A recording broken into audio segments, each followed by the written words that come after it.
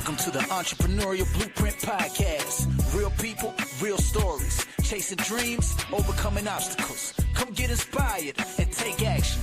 I know you're ready. Let's go. Welcome back to the Entrepreneurial Blueprint. Today is a really cool episode, not just for our listeners, but for me as well. Full disclosure, I don't know too much about motocross, but anytime you get to interview or talk to someone who's a world champ at anything, it's pretty exciting. So, Steward, thanks for coming on, man. Yeah, definitely.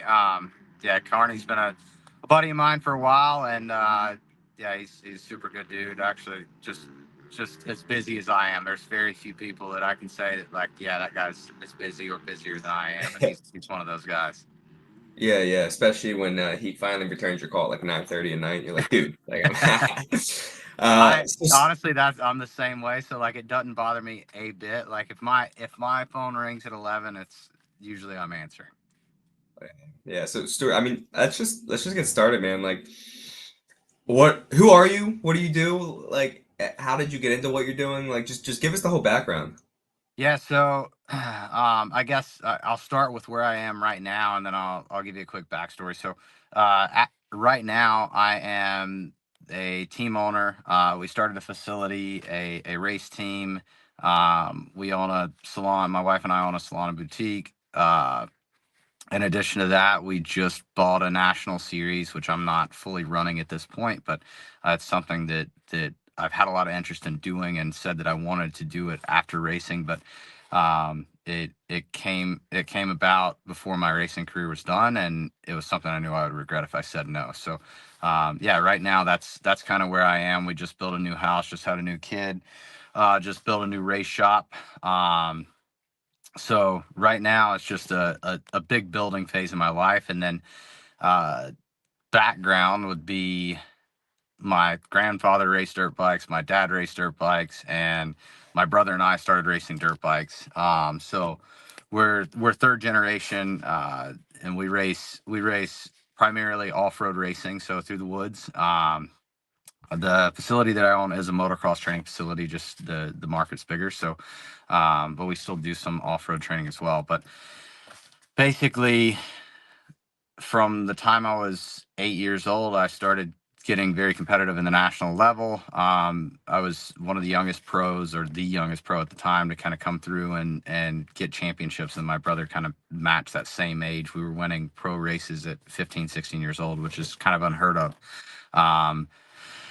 From there, I bounced around from team to team. We rode primarily for one brand for 17 years of kind of what I would call my career, or when I started getting support. KTM picked me up at 9 years old, and I stayed with them for quite a while. And then I bounced around with a few different teams throughout. During that time, I ran a smaller program for a couple of years. And then in 2019, I kind of went out on a limb and signed with a brand after I was fresh off of 3 consecutive national championships, a world championship there in 2019. I think 2018 I was 4th outright in the world as an individual result. And I was kind of hot there. My numbers were good. I signed with a new brand, and they just didn't have the money to pay the bills. So they had a lot of good ideas, but nothing really seen through. And then in addition to that, part of my deal was it was going to be a 5-year program where I then got to take over the management part of the program. And that was kind of where I saw myself trying to find myself in an industry job. And when they burnt me, it kind of opened my eyes to where I was. And I would say I lost interest in being a rider and gained interest in the sport overall.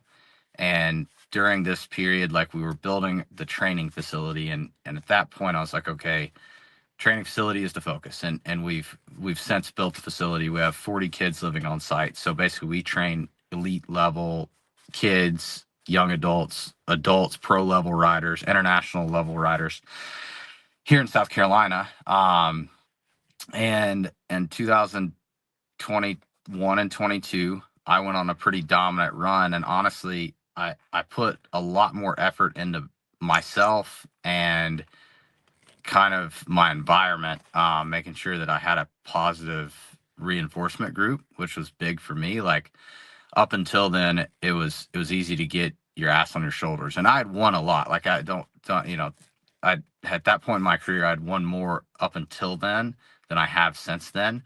But I've been more consistent since then, and I've also been doing a lot other than just racing. So racing still the core of everything that I do, and I still enjoy competing and I still put in the work. But I got to the point where I realized like these teams can just chop you off for any reason, and I had to make a business out of it if I wanted to stay in it. And that was where I just started kind of doing my research, looking around, paying attention to what other guys are doing. And I aligned myself with the right people in 2023 to start a program. We had a pretty decent team. We took on a good title sponsor, and it looked like it could be a good or a better business venture than just riding for another team that could cut you off for any reason, injury, you name it. So from there, 2023 was a good season. I ended up second in both national championships that we competed in. So quite a few wins and a good overall run, but not exactly where we wanted to be. Had some big things happen moving into 2024, where we took over a Kawasaki program and switched to green. And then middle of 2024, I got a phone call asking if I had any interest in becoming the factory team for Kawasaki. So like basically what I was doing at that point, like we had the semi, we had the mechanics, we had everything to run a team, but only at a certain level. And we were really focusing on doing all the right things and putting the money in the right places last year. So we did a lot with the media. That was probably the biggest thing that kind of promoted us to get to that next level, but also just building on a good positive atmosphere, and everybody kind of paid attention. Like they noticed our group was friendly, the fans loved it, we were approachable, we were marketable. So moving into 2025, we expanded the program even larger with five national pros, four of which are world champions. So we have probably the most stacked program moving into this season. And we fired off with 3 of the first 4 national wins out of our program, and not just like class wins, like overall wins, fastest guy in the event. So we've done really well this year, and yeah, it's just like I say, still building. So I have a lot of questions because it's unbelievable what you've done.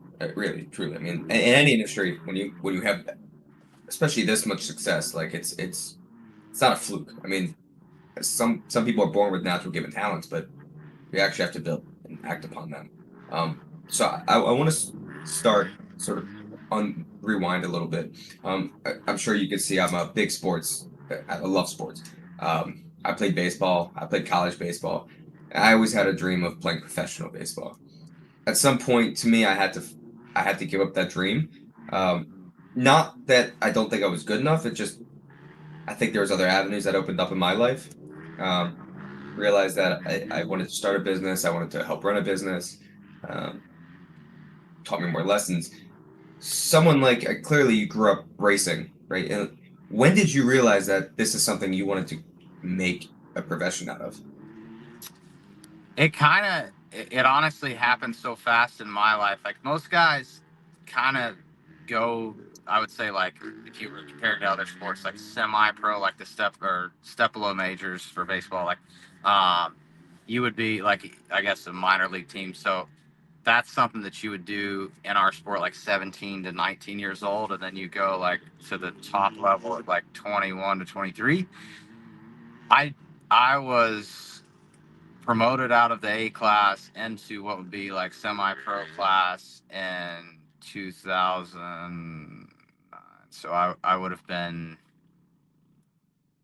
15 years old, and I was promoted into the semi-pro ranks, where then I spent 3 years and got promoted to the pro ranks, and I was 17, 18 years old. I was 18 years old moving to the pro class. So it happened so fast. It was like, I always knew there was a shot. Like there was a chance that I could be pro. When I was about 13, I knew statistically where the guys in front of me were in the past, and I knew there was a good chance, granted injuries happen, but I knew there was a good chance that I could be a pro in this sport. And we just kind of stayed on the same path that we were on. But it happened so fast for me. It was never like a turning point of, hey, this is when I decided to make it a profession as far as actually riding the bike and doing it that level. The turning point for me making it a profession, more or less like outside of the riding, but making a business within racing, would have been in 2013, 14. I started doing some riding schools. I realized there was a lot of people that wanted training, and there was quite a few places that were doing training facilities. So we started our training facility in 2017. It officially opened in 2018, but we were already training kids, like kind of working with small groups there in 2017. And that was, let's say, when I realized that I wanted to make racing overall my business. Wow. All right, so you got, and obviously you've had, again, a lot of success with it. Yeah, I've watched a lot of your videos, especially since Carney told me like who you were and whatnot. And obviously it wasn't all, like smooth sailing from there. I mean, you've dealt with a lot of injuries, it seems like, and you've dealt with a lot of ups and a lot of downs. Starting from such a young age, how did you deal with the pressure? I'm sure there's a lot of pressure, to all the eyes probably on you because you're the youngest guy. Like I said, I watch a lot of professional baseball, and when you see someone come up like Jackson Holliday for the Orioles right now, I'm not even sure he can legally drink yet. Yeah. And everyone's expecting him because he's the top prospect to come out and perform. But like when I was 20 years old, I didn't even know how to do taxes yet. Like, that pressure from when you're a young age, how did you adapt to that? What lessons did you learn from that? And now that you have, all of these kids living at your school, like, how do you teach them to deal with that pressure? So as far as like I guess the financial side and learning that, like, luckily I had good family support to get me in the right direction, at least get me started and open my eyes to the world, I guess I would say. And that obviously assisted, but I learned a lot more from there. There is it's weird, like I started making money at like 14 years old. So when you're making money at 14, like paying taxes, like buying trucks as soon as you're of age, um, you make mistakes along the way. And like honestly, the most that I learned was by the mistakes that I made. Anytime I make those mistakes, they sink in, and you don't make that same mistake twice. So, like I say, overall, probably making mistakes was a big step, as far as like learning how to spend money, manage money, etc. at an early age. But then beyond that, like the pressure of having to line up each week, like honestly, watching, and every individual is different, but I was always very self-motivated, and it didn't really matter who put pressure on me outside of me. I was going to be my toughest critic, and I, still today am.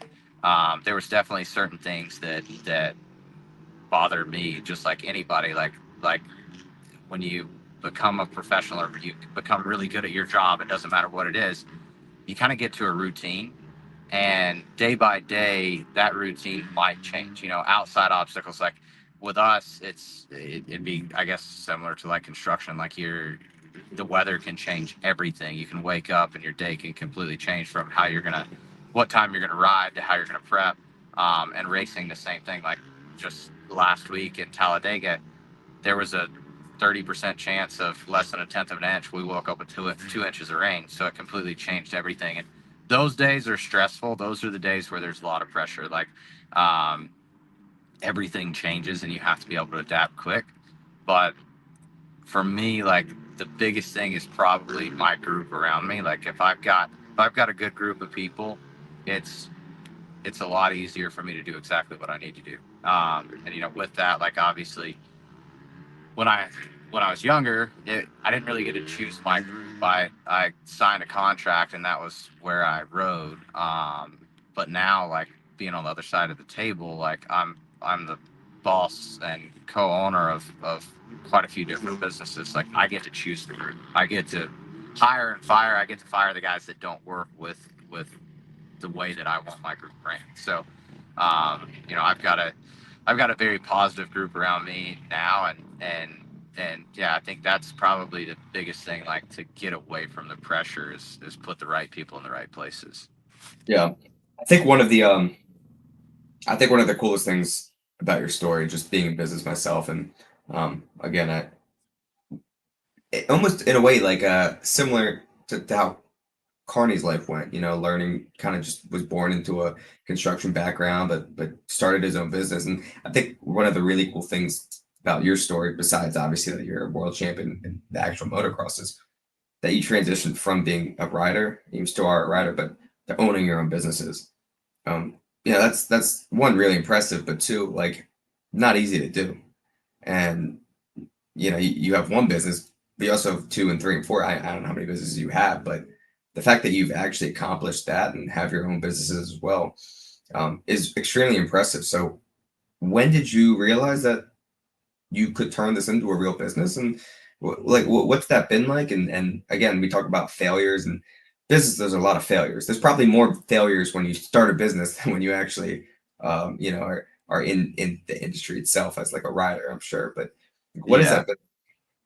It's been tough. Like, it was more like out of stubbornness, I guess I would say, at least a lot of it, or saying that I could do something better. It actually, I would say that the racing team and the series started because I said over and over that I could do things better than where I'd ridden in the past. So for me, like, jumping on board with the racing team and trying to make it better, like, it was I wouldn't necessarily say a vendetta, but it was more or less like a personal goal that I had already said that I could do it better, and when the opportunity presented itself, I took it. I guess with that said, like, opportunities don't just fall on your doorstep. Like, you've gotta plan on at least wanting to do it. Like, I didn't just say, shit, I'm going to start a racing team, and a title sponsor came out. I was still negotiating contracts as if I were going to be a racer for the following year, while also having discussions behind the scene on if I could get enough money together to start a program. And then there's obviously that moment of the leap of faith. Like, I would say for anybody that's starting a business, like, you've got the point of, okay, I'm starting to get lined up with all the things that I need to do. But then there's that big thing where it's, okay, there's a possibility that this all works out. I think I can make enough money to make it make sense. I know I'm going to have to make certain sacrifices, and I'm not sure whether I want to take my guaranteed salary and throw it in the trash to go all in on this venture. And that's ultimately the decision that each individual has to make. But that for me was, with each of these, was kind of that big. It's almost like a big purchase. It's like when you buy your first house, or buy a pickup truck or whatever. Like, you get that instant gratification, and then you walk out of the dealership and you're like, oh shit, what did I just do? Like, kind of the same thing with me. Like, when I took that leap of faith, I had enough money to exactly cover my salary. Not a mechanic, not travel, not anything else. And I knew we were going to have to do a good bit more. So that leap of faith with which each of these companies, like, it's scary. It makes you nervous. Like, all right, we're going all in on whatever this may be, and it's got to work. At that point, like, you have to shift gears. You have to say, okay, I just threw away my salary. Like, this thing has to work. Or now it's not necessarily me throwing away my salary when I take on a new business. It's more or less like, I've spent X amount of money. It has to work. You got to believe in it too. You have to have like an unfound belief that this is what needs to happen. Yeah. And like I say, like, no opportunity just for businesses, I would say, or business owners, no opportunity falls in your lap. Like I can't stress that enough. Like, because I've heard people say, oh well, it's easy because he had this or he did that. Like, there's 100 racers that I know that don't own race teams. There's 100 racers I know that don't own training facilities. There's 100 racers I know that don't own training facility or race series. For me, like, these are all something to where people knew that I could do it because I had done something similar, or knew that I had all of the right tools to be able to do these things. Um, it's it was never anything that just landed in my lap. I think you have to be where you want to be if you want to go there. Like, you can't plan on being a baseball player and playing soccer every day. Like, it's the same thing in business. Like, if this is your dream, wherever you want to be, like, you've got to at least get that stuff started so that you can be in the right position. And then too, like, reading, I think, like, I try to read. It's tough. Like, I don't have much time for it, but I definitely try to read or listen to an audiobook when I'm going down the road, and like listen to other business owners and see if anything kind of correlates. And usually, like, if I'm listening to something, that that opening chapter will tell me if anything that they're going to say is going to correlate to what I'm trying to do. Like, there are certain things that just genuinely do not correlate to whatever your business may be. It's just bad business advice, and people give it all the time. Um, I've been given my share of bad business advice, and I've listened to my share of bad business advice, and I would say probably, learned a lot from, maybe more from bad business advice than good business advice. And you have to be able to dictate what that stuff is. And again, it's that learning part of it. So, and so how many racing students did you say you have on your team now? What's that? Sorry, cut out. How many students? How many racing? I So guess students do you we have on have your team? we have on my race team, I have eight riders. On the training facility, which is a separate entity, we have 41 trainees currently. So we have 41 kids that live on site and train with our training groups daily. And that's from the fitness program, starts in the gym. We've got a fitness nutrition app, and then on top of that, a full-time trainer or two full-time trainers that coach these kids. Like, some of them are younger, some of them are older. We have three groups. We have a younger group, a B group. So this is our slower riders that are hoping to make it pro, and then we have our A group. So it's going to be our faster, more advanced riders and our pro riders. Yeah, and now I'm interested because, like I said, I was a big time baseball player, and I actually coach varsity baseball now.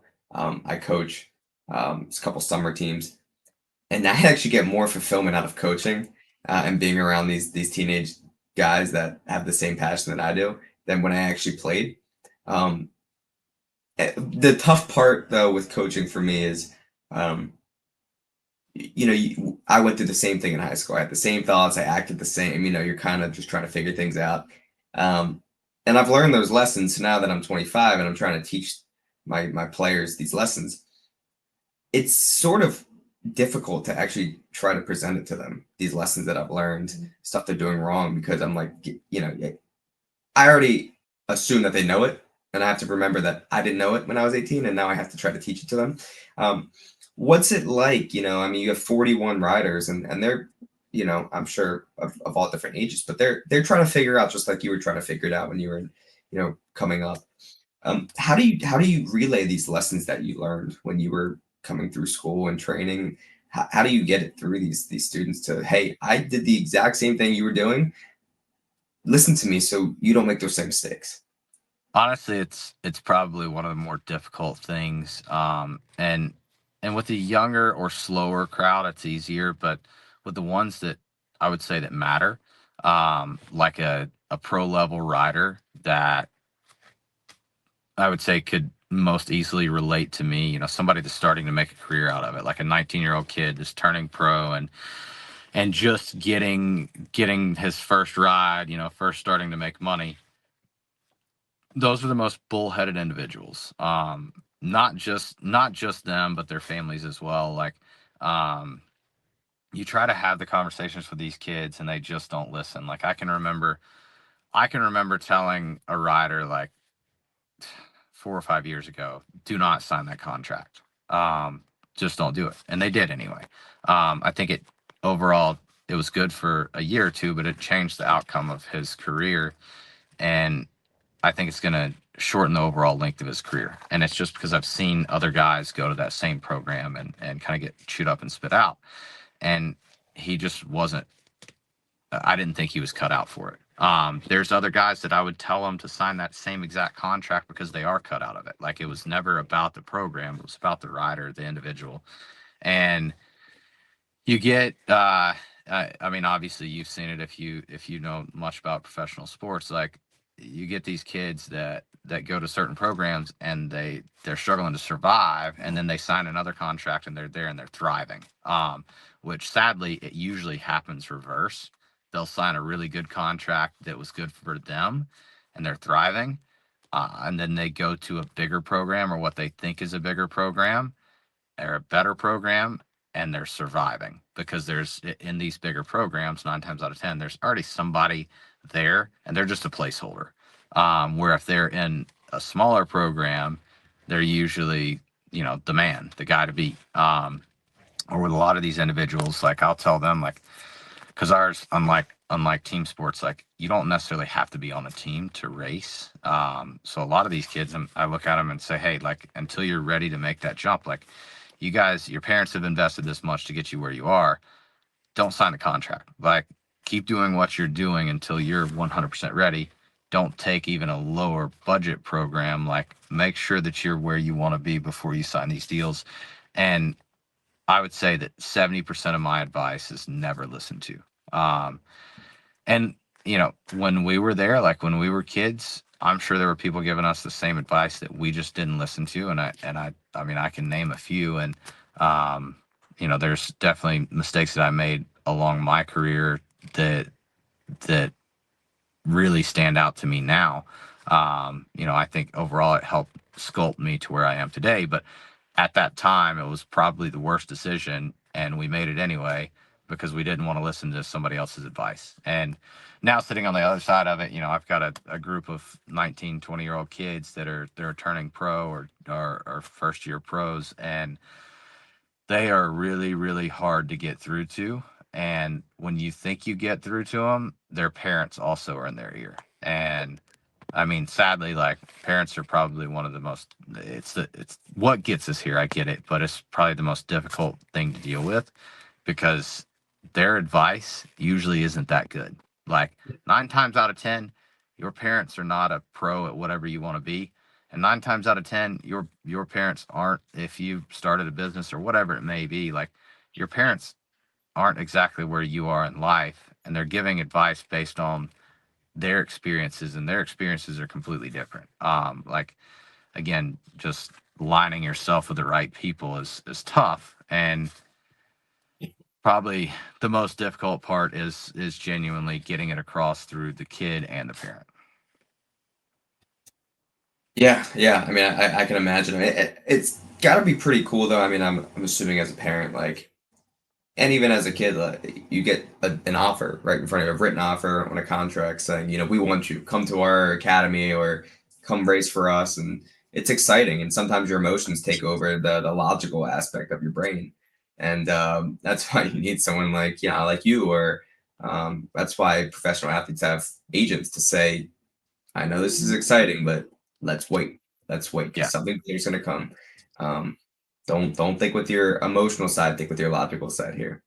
Yeah, and that happens far too often. Like, and it's easy to do. Like, everybody does it. You get caught up in the emotional side and lose all logic, and it's a normal thing. I mean, there's days where I still do it. Like, I had a meeting last week that I sat down and I was like, I'm gonna try my best. I'm just gonna be blunt with you. I'm gonna try my best to keep my emotions aside and just stick to business. Because this one's personal, and shit gets personal. It does. Like it's hard not to. But that's where like I have to tell a lot of people. I probably say this a dozen times a week or more. Um, look through the window, not out the window. Try to put yourself in a position where you're looking outside, looking in, and if this was somebody else, what advice would you give them? And when you're looking out that window, you're seeing, the neighbor has greener grass, they've got this, they've got that.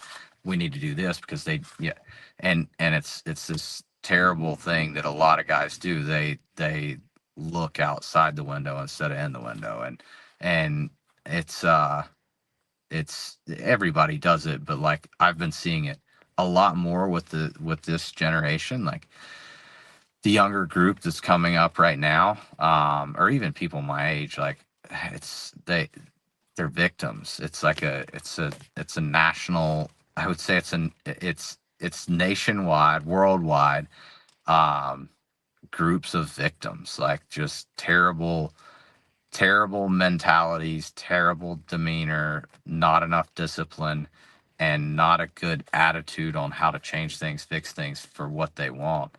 And yeah, I mean, like it's tough. Like it's really tough to get somebody to, I guess, get on your train of thought of looking in the window, not out the window. Yeah, I actually, I one of the best piece of advice I've ever gotten, actually from a rabbi of mine. He said, most of the time in life, look at things from a 30,000 feet bird's eye view that you're sitting in an airplane, whether it's politics, whatever. You're right. We live in a culture now where one thing happens and it's the end of the world, right? Yeah. Someone's not happy with this, it's the end of the world. Look at things from a 30,000 point of view. Take a step back, take a few minutes, reconsider it. If you've got to take a day or 2 days, and then let's try to make a decision here, because most of the times things either work out for the best or they don't, but you move on. But don't make a bad, rash decision in the moment because you can't think clearly. So I do want to, before we get to the end of our podcast, I do want to switch a little bit. I think it's really awesome when you see someone that has a lot of success, who values, and it seems like you do very much, who values their family just about more than anything else. That being said, it seems like you're on the road a lot.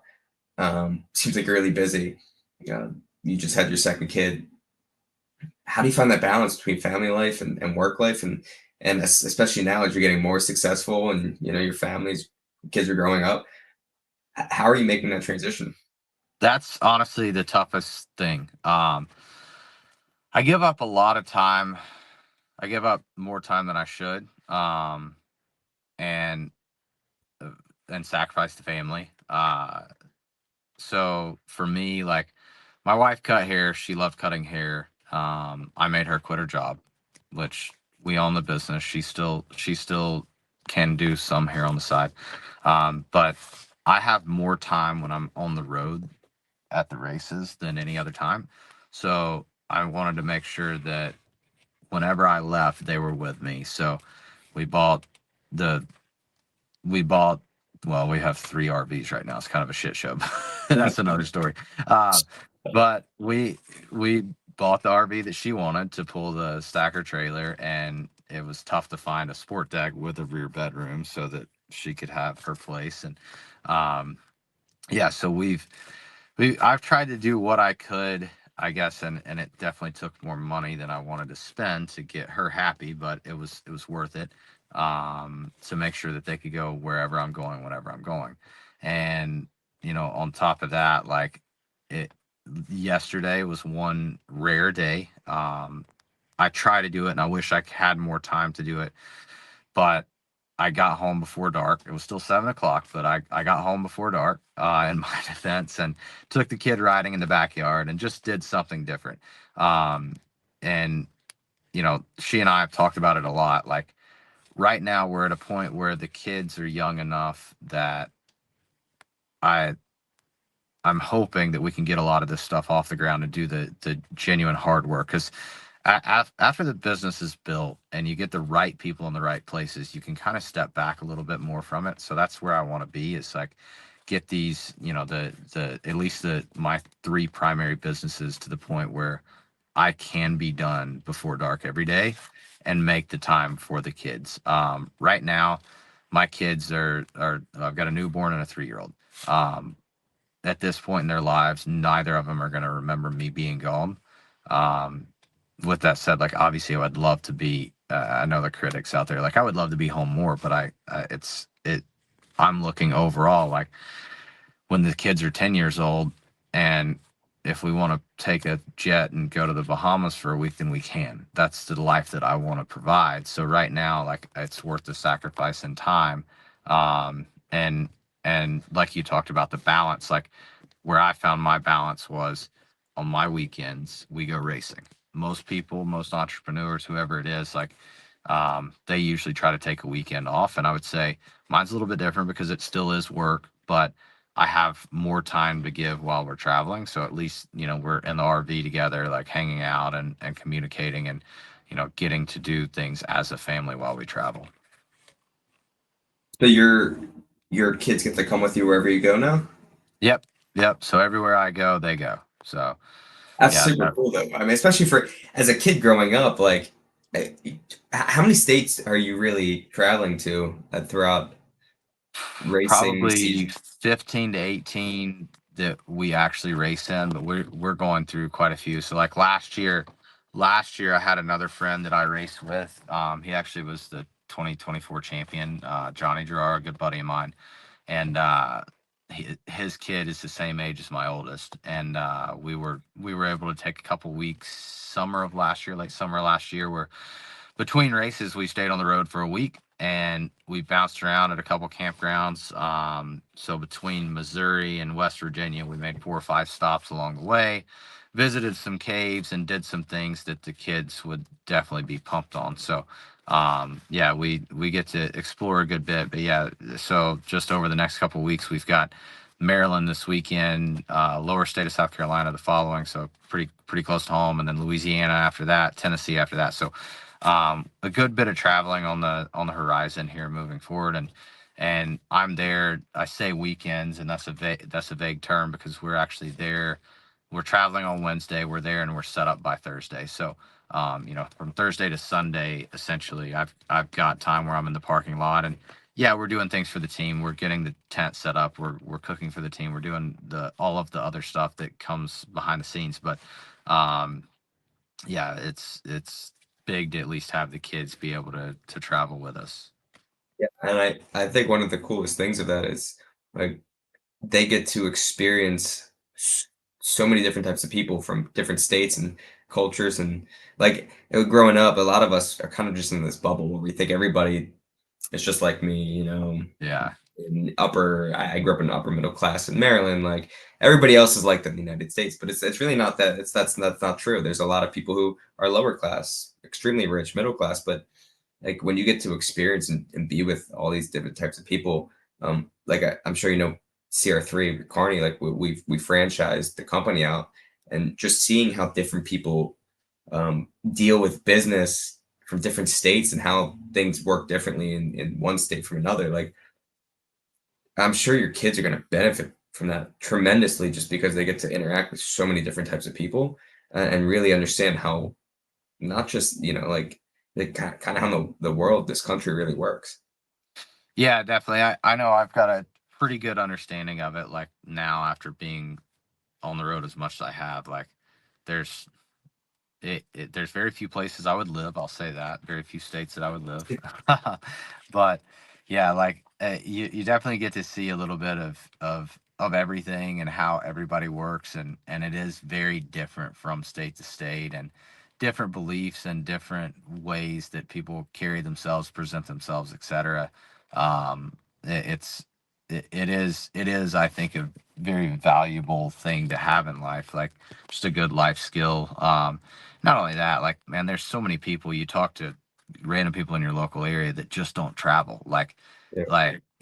For you guys, like, you talk to people that go to the beach, but they only go to the beach there a couple hours away. They've never been to a Florida beach. They like if they're talking about traveling, like to them, a big trip is going to Tennessee. And, it's the same thing here, like in my local community. And for me, it's like Tennessee, like you doing a day trip? Like, and, it's very, very different. Like, when you travel as much as I have, like, honestly, a lot of it, especially when you're younger, like a lot of it doesn't really matter. And then when you get older, you definitely start to cherish it a little bit more. So, just one last thing as we wind down here. For the listeners, from someone who's experienced a lot of success, and failures, but who's running their own business, who's still top rider in the country, if you had to give one piece of advice to our listeners, or anybody really, what would you leave us with? I would say for me, like probably my biggest thing would be something that I've already touched on, was looking through the window, not out the window, like, and use that term and let it sink in. Like, I see so many people, especially in today's world, where somebody else is better, somebody else is, they were blessed with more, whatever it may be. We're trapped in a victim mentality, I would say, overall, and it's not just in the US, like it is literally international. And I know that I hate to get too much into politics, but I think the world organizations, the world leaders, have made it to where we are that way. I think that we finally in the USA right now have a good group that will straighten us up. But right now, over the last few years, it has been a major swing in how people act, how they present themselves, and not even just people at our age. Like, I've literally seen people that are 40 or 50 years old that are completely different now than they were 3 years ago. Just victim mentality. It's big. It's something that I see this just kind of a plague. I'd prefer have COVID for the rest of my life than have that victim mentality. It's terrible. It spreads like cancer. It spreads through business. It spreads no matter where you are. And people, we all know that one person where it's like they're always positive. They may not always have a smile on their face, but like there's always that person that that's like positive and believing in themselves and the people around them. And the bad thing is, like, when you talk about it, like for most people, that one individual stands out. It's because they only know like one or two of them, and try to be that person. Like it doesn't matter if you're never going to own a business, or you're never going to be, the best at whatever you do. Like, I can tell you that if you start that positive mentality, like, just, I came here to do the best today. I'm not worried about what this guy's doing or what that guy's doing. I don't care what their thoughts are, their outlook is on life. Like, just every day positive reinforcement. And it's tough, like it really is. But I would say probably one of the biggest things to help with that is a routine. Like, start your day every day with something similar that's a routine, whether it's read a couple pages, like do something positive, and it's easy to build from there. And still, we all have our bad days. Trust me. 2 days ago was a bad day for me. Last week I had a bad day. Like, it's tough to wake up every day and say, you know what, I'm gonna do the same thing, and I'm gonna replicate this, and I'm gonna be the best. But yeah, like I say, just trying to always look outside looking in, and don't look out that window. Don't look at what the neighbors have. Look at what you want. Awesome, Steward. I really appreciate you coming on. Let us know how that beer is, man. I like the beer. I like our beer, but yeah, we appreciate you coming on, and yeah, let's get you back on here in a few months, and let's catch up and see how everything's going. All right, sounds good. Thank you. Yeah. Hey, if you could just hold on 1 second, I got a question for you. All right.